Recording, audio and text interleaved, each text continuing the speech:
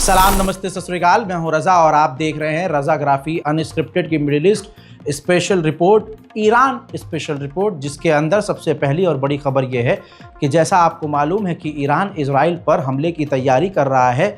Iran के हमले से इजराइल को बचाने के लिए अमेरिका ने अपनी पूरी की पूरी ताकत मिडिल ईस्ट में उतार दी है। 50,000 सैनिकों के बारे में मैं आपको पहले अपडेट दे चुका हूं कि अमेरिका के 50,000 सैनिक मिडिल ईस्ट में इजराइल के बचाव के लिए पहले से तैनात हैं।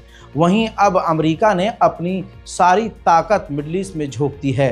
परमाणु B-2 बॉम्बर भी मिडिल ईस्ट में उड़ता हुआ पाया जा रहा है। लगातार परमाणु बॉम्बर ईरान को डराने और धमकाने और इजराइल को बचाने के लिए अमेरिका का परमाणु बॉम्बर मिडिल ईस्ट में उड़ रहा है।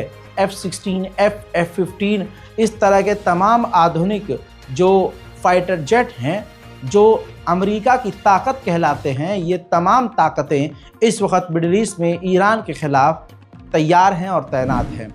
वहीं मेरे दोस्तों, बड़ी खबर यह आई है कि ईरान के सुप्रीम लीडर ने बयान दिया है कि दुश्मन जानता है कि वो क्या कर रहा है, दुश्मन जानता है कि हम उस पर हमला करेंगे। ईरान के सुप्रीम लीडर ने कहा कि आज जो सहयूनी, जो दुश्मन, अमेरिका जो मेन दुश्मन है, ये तमाम ताकतें मिलकर हम और हमारे ग्रुप के साथ जो भी कर रहे हैं, हम उसका बदला ज़रूर लेंगे।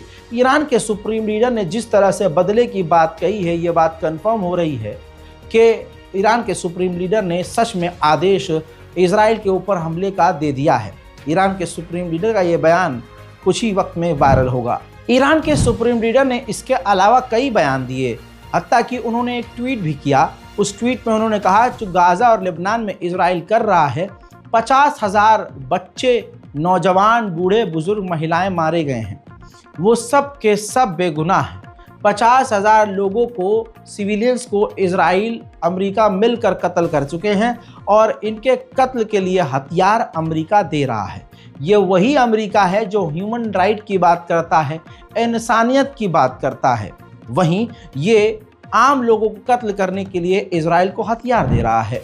ईरान की तैयारी इजराइल पर बड़ी है, जिसकी वजह से अब अमेरिका के डिफेंस मिनिस्टर ने आदेश और दिया है कि अब्राहम लिंकन एयरक्राफ्ट कैरियर और अमेरिका के सबसे खतरनाक युद्धपोत और भी नई सेनाएं, नई टुकड़ियां जल्द से जल्द मिडिल ईस्ट में तैनात कर दी जाएं।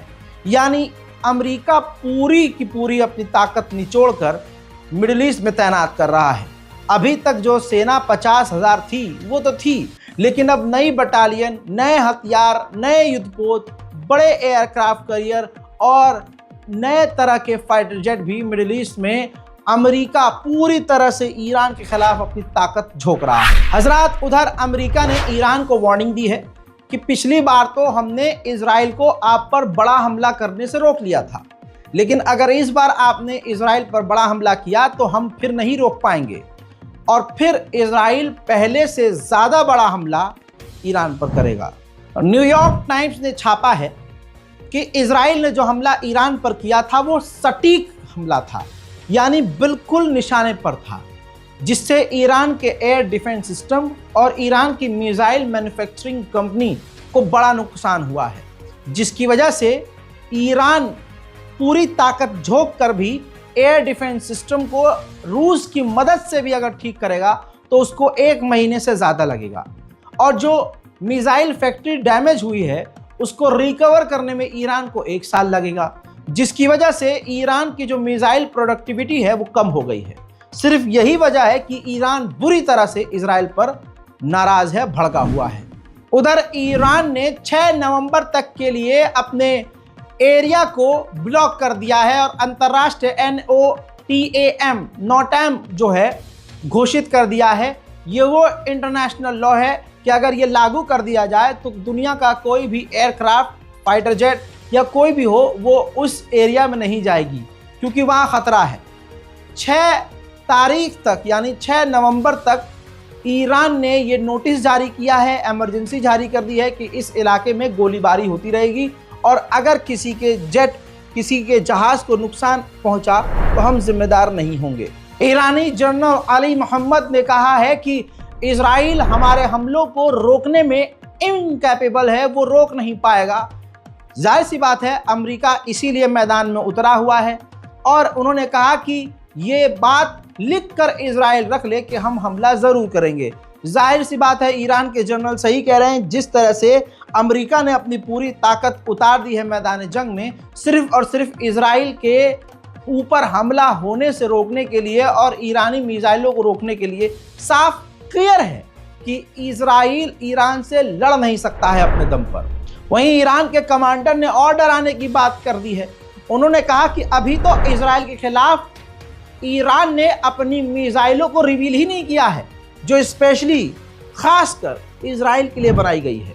उधर इजराइल के मीडिया खुद दावा कर रहे हैं, हेब्रू मीडिया ने कहा है कि 86 जगह ईरान की ऐसी है जहां पर मिसाइल की मूवमेंट नजर आई है, जहां ईरान मिसाइलें तैनात कर रहा है। वहीं बर्तानिया ईरान के न्यूक्लियर पावर प्लांट पर, न्यूक्लियर प्रोग्राम पर पाबंदी लगाने की तैयारी कर रहा है। ईरान जब भी इजराइल से टकराता है और जब जवाबी कार्रवाई करता है तो ईरान के अंदर ही जानबूझकर ऐसी गतिविधियां होने शुरू हो जाती हैं जिससे ईरान के अंदर का संतुलन बिगड़ जाता है। और ये कोई और नहीं, अमेरिका इजराइल ही करवाते हैं, क्योंकि उनको पता है कि हम डायरेक्ट जंग में डायरेक्ट ईरान को फेस नहीं कर सकते। चाहे वो माशा अमीनी के मामले में गृह युद्ध जैसा माहौल हो, जैसे अब नई चिंगारी एक और छोड़ी गई है ईरान के अंदर ऐसी, क्योंकि देखिए टिकटॉक है, इंस्टाग्राम है, सोशल मीडिया है।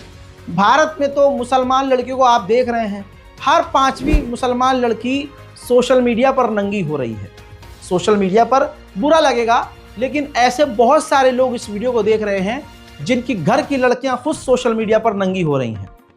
जब पैसा आना शुरू हो जाता है, शुरुआत में हिजाब रहता है, पर्दा रहता है, डबल मीनिंग या थोड़ा बहुत डांस करके, कुछ उल्टी सीधी हरकतें करके, कॉमेडी भी करके, डांस करके, नाच, जब वो इन्फ्लुएंसर की कैटेगरी में आना शुरू होती हैं और अपने बायो में लिख देती हैं मैनेज बाय दिस और DM फॉर कोलैबोरेशन, इस तरह की चीज़ें, तो अपने आप को बड़ा इन्फ्लुएंसर मानना शुरू करती हैं। और ऐसे में जैसे ही घर पर सोशल मीडिया की कमाई से 10-5 हज़ार रुपया, मान के चलिए 15 हज़ार रुपया भी आना शुरू होता है, तो घर वाले भारत के मुसलमान अपनी उस बेटी के ऊपर से तमाम पाबंदियां हटा लेते हैं। फिर वो इग्नोर करना शुरू कर देते हैं कि अब हमारी बेटी चाहे चड्डी बनियान में नाचे, चाहे अपने जिस्म के तमाम प्राइवेट हिस्सों को दिखा दे, पैसा आना चाहिए। और फिर समाज भी जब देखता है कि इनकी बेटी नंगी होकर नाच रही है तो उनकी बेटी के साथ सेल्फी भी लेती है और पीठ पीछे बुराई भी करेगी, लेकिन साथ में सेल्फी भी लेगी, पीठ पीछे बुराई भी करेगी। और क्योंकि उस समाज में, उस गली में, उस मोहल्ले में अब वो जो कल तक गरीब मिडिल क्लास का परिवार था, बेटी की नंगे होने की कमाई से अब उस घर में तब्दीली आ रही है। घर के नीचे गाड़ी खड़ी हो गई है, स्कूटी आ गई है, कार आ गई है, घर बढ़िया बन गया है। तो अब माँ बाप जो है फंक्शन भी कर रहे हैं, परिवार को, लोगों को इकट्ठा भी कर रहे हैं, तो मोहल्ले के लोग भी चुप हो जाते हैं कि चलो कम से कम दावत तो मिल रही है। ये माहौल है, ये ऐसा कड़वा सच है कि ऐसा कड़वा सच बोलने के बाद बहुत सारे मुसलमान मेरे विरोध में हो जाएंगे। लेकिन मेरे दोस्तों, ईरान का कल्चर ऐसा नहीं है। देखिए, शैतान सबके अंदर है। अब भारत में यहाँ आज़ादी है तो कोई भी मुसलमान लड़की नंगी हो सकती है, उसको आप रोक नहीं सकते, माहौल ही ऐसा है। उधर ईरान में ऐसा नहीं है, ईरान में आप नंगी नहीं हो सकती हैं, लेकिन ईरान में भी लड़कियां हैं भाई। वहाँ की लड़कियों को और भरम है कि हम तो दुनिया में सबसे खूबसूरत महिलाओं में पर्शियन लड़कियां हैं भाई, खूबसूरत लड़कियों में हम हैं, बिना मेकअप के भी हम खूबसूरत, हम वेस्ट की तरह क्यों नहीं रह सकते। तो एक ऐसी भीड़ है जो नंगी रहना चाहती है, जो बीच पर नंगी होकर लेटना चाहती है, जो सड़कों और कॉलेजेस में नंगी होकर घूमना चाहती है, नंगी होकर रील बनाना चाहती है, ब्रा पैंटी पहनकर सोशल मीडिया पर फोटो पोस्ट करना चाहती है। ऐसी भीड़ को कंट्रोल ईरान लगातार कर रहा है और अब ऐसी भीड़ को फंड वेस्ट के देश करते हैं कि अरे आपके साथ बहुत बुरा हो रहा है, नहीं नहीं आप हमारे मुल्क आइए। तो ऐसी भीड़ में से कुछ भीड़ को वेस्ट के देश अपने यहाँ बुलाते हैं, यूरोप बुलाते हैं, उनको कॉलेज में एडमिशन भी देते हैं, उनको फैसिलिटी भी देते हैं, महीने का खर्चा भी देते हैं। फिर विदेश में रहकर, बहुत बड़ा खुलासा कर रहा हूँ, विदेश में अपने यहाँ रखकर ईरान के खिलाफ उन्हीं ईरानी लड़कियों से प्रोपेगेंडा चलवाते हैं। वो हिजाब पहनकर ईरान के खिलाफ वीडियो बनाएंगी, वो सड़कों पर उतरकर नंगी होकर वीडियो बनाएंगी और ईरान को बदनाम करेंगी। फिर जो ईरान में बची कुची महिलाएं हैं जो नंगी रहना चाहती हैं, उनको विदेश से फंड किया जाता है कि आप इस मामले पर सड़क पर उतरो, आप इस मामले पे यहाँ पर प्रदर्शन करो, आप अपने साथ लोगों को लो, क्योंकि ईरान गरीब मुल्क है, ईरान के लोग और भी गरीब हैं। तो जब डॉलर में रकम मिलती है तो किसको बुरा लगता है? अब उनको जब फंडिंग की जाती है तो वो नंगी होती हैं। ऐसे ही ईरान के अंदर एक नया मामला आया है जो बड़ा होने वाला है। ध्यान से इस तस्वीर को देखिए। ईरान के, मैं कॉलेज का नाम नहीं बताऊंगा, ईरान के एक कॉलेज के अंदर लड़की ने हिजाब नहीं पहना था, तो मोरालिटी पुलिस ने आकर उनसे कहा कि भैया आप हिजाब पहन लो ठीक से। तो इसने उल्टा किया, क्योंकि उसको इंतजार था कि ऐसा कुछ हो तो मैं ड्रामा करूंगी। उसने जो अंदर कपड़े पहने थे वो तक उतार दिए, बुर्खा उतारा, अपनी जो जीन्स वीन्स थी वो भी उतार दी, और वो नंगी हो गई, प्रदर्शन करने लगी, मामले को हाईलाइट करने लगी, और पूरे इलाके में तनाव पैदा हो गया। बहरहाल खबर यह है कि बाद में इस लड़की को गिरफ्तार कर लिया गया है। कहने का मतलब यही है, ये पूरा प्रोपेगेंडा मैंने आपको समझा दिया है कि इस मामले को अब विदेश में बैठे हुए अमेरिका, जर्मनी, फ्रांस, ये तमाम जो देशों के नेता हैं अब इसको मामले को हाईलाइट करेंगे, लड़की की रिहाई की मांग करेंगे, ईरान को कहेंगे कि ये तो तानाशाही है। मतलब तुम अपनी बहन बेटियों को नंगा घुमाओ, उनको पूरा नेकेड कर दो, कोई कुछ नहीं कहेगा। लेकिन जो ईरान में कल्चर नहीं है, आप जबरदस्ती वहां नंगापन लाना क्यों चाह रहे हो? हजरात मोहतरम, ये ईरान के साथ हमेशा होता आया है, भारत में भी आप देख सकते हैं। और भारत वाली बात पर अगर किसी को आपत्ति हो तो हम पे घंटा कोई फर्क पड़ेगा, उखाड़ लो जो उखाड़ना है। अल्लाह ने इस ज़बान में इतनी कुव्वत दी है और जिगर ये दिया है कि मैं अपनों को भी समझा सकता हूँ, गैरों की तो दूर की बात है, गैरों को तो मैं रोज़ बोलता हूँ। हमारे ये समाज में हो रहा है, ख़ासकर जो दूसरे स्टेट से पढ़ाई के नाम पर दूसरे शहर में जाकर पढ़ रही होती हैं, रूम लेकर रेंट पर रह रही होती हैं, उन लड़कियों को आप देखो। शहर की हवा ऐसी लगती है कि शहर की लड़की इतनी नंगी नहीं होगी जितनी वो गांव से आकर अपने पर लगाकर शहर में रातों को क्लब जाना, दारू पीना, चरस गांजा, 10 बॉयफ्रेंड घुमाना, सोशल मीडिया पर नंगा होना।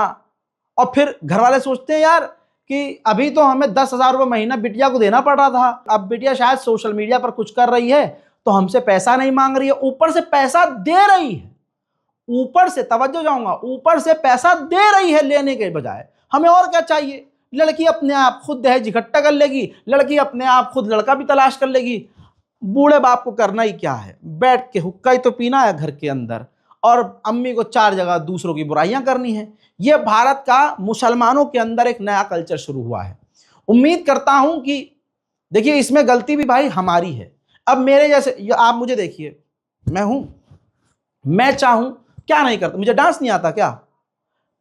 ये हराम और गलत कामों में क्वालिटी है कि आपको गलत काम करने के लिए सीखना नहीं पड़ेगा।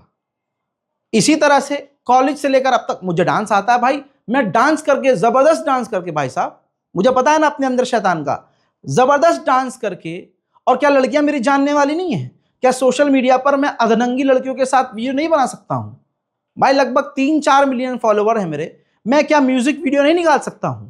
क्या मैं कोई रैप सॉन्ग नहीं निकाल सकता हूं? क्या मेरे पास इतना पैसा नहीं है कि किसी को स्पॉन्सर करके या किसी नए सिंगर को लेके एक रैप बनाऊं और किसी नंगी लड़कियों के साथ खड़े होकर इसकी बहन की मजे मजे, ऐसा सॉन्ग नहीं बना सकता हूं?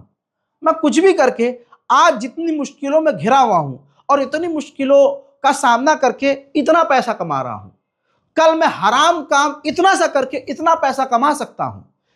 यूट्यूब पर फर्जी प्रैंक, आप जितने प्रैंक देखते हैं कि लड़की को जाकर छेड़ते हैं, लड़की इंप्रेस हो जाती है, लड़की को परेशान करते हैं, या किसी घर के अंदर का प्रैंक होगा, ज्यादातर ये प्रैंक फर्जी होते हैं। ये बात आपको भी पता है, आप लोगों को भी शक होता है यार ये तो फर्जी है। मुंबई में बैठा हुआ एक बहुत बड़ा, नाम नहीं लूंगा, बहुत बड़ा चैनल है, लड़कियों को वो जाकर जो है फ्लर्ट करता है, खूबसूरत लड़कियां होती हैं, फ्लर्ट करता है, शक्ल सूरत भी कुछ नहीं, लेकिन लड़कियां इंप्रेस हो रही हैं भाई साहब वो उसकी क्रिंज लाइनों से।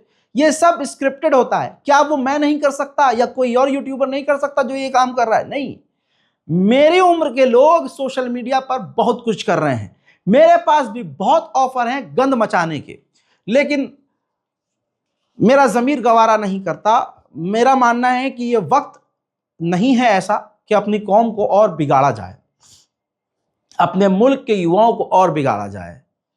ये बीमारी पूरे देश में फैल चुकी है और ख़ासकर इस्लाम को और हमारे समाज को खोखला कर रही है। ये हमको समझना चाहिए कि हमें ये वाले कंटेंट नहीं देखने हैं। इंस्टाग्राम आप चलाते हैं ना, इंस्टाग्राम पर आप खुद अच्छे कंटेंट को लाइक नहीं करते।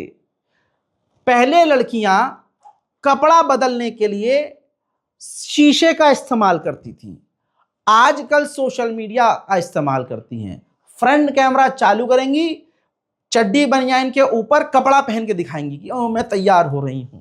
ये दुपट्टा डाला, ट्रांजैक्शन करी, ट्रेंडिंग ऑडियो लगाया और जनता पागल। ओहो हो, उनको ये लग रहा है, देखिए पता उनको भी और जनता को भी है, उनको पता है कि मेरा कपड़ा कोई नहीं देख रहा है, जिस्म देख रहे हैं लोग। और जनता को भी पता है कि इनके कपड़े से हमें क्या मतलब हमें तो बस गर्मी मिटानी है आंखों की। ये चल रहा, उनको भी पता है कि यही चलेगा, इनको भी पता है ये इसलिए चल रही है। क्या करें, समाज ही गंदा है, हम खुद गंदे हैं, तभी तो ऐसे कंटेंट देख रहे हैं।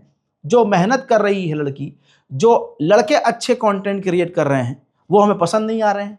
जो डबल मीनिंग कंटेंट बना रहा है, जो डबल मीनिंग गालियां बक बक के कंटेंट बना रहा है, ओ हो जबरदस्त। देखिए मैं किसी का विरोधी नहीं हूं, इसलिए मैं किसी का नाम नहीं ले रहा हूं। मैं बस बोल रहा हूं कि समाज गंदा हो चुका है, हमें गंद पसंद आ रहा है, अच्छाई पसंद नहीं आ रही है। उम्मीद करता हूं इस रिपोर्ट को आप शेयर करेंगे, मेरी नसीहतों का बुरा नहीं मानेंगे। आप भी मुझे नसीहत कर सकते हैं भाई के नाते, मैं भी आपको एक परिवार के नाते ही ये चीज़ें समझा रहा हूं। रिपोर्ट को शेयर कीजिए, दुआओं में याद रखिए। जय हिंद।